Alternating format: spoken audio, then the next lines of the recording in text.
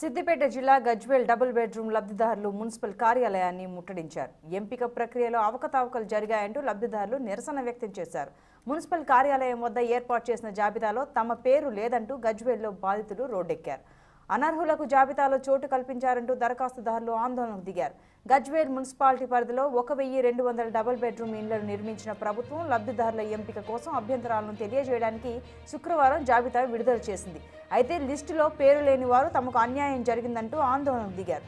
జాబితాలో చాలా మంది అనర్హులు ఉన్నారని, అర్హులైన తమ పేర్లు లిస్టులో రాలేదని వందల సంఖ్యలో లబ్ధిదారులు పట్టణంలోని అంబేద్కర్ చౌక్ వద్దకు చేరుకుని ఆందోళన చేపట్టారు.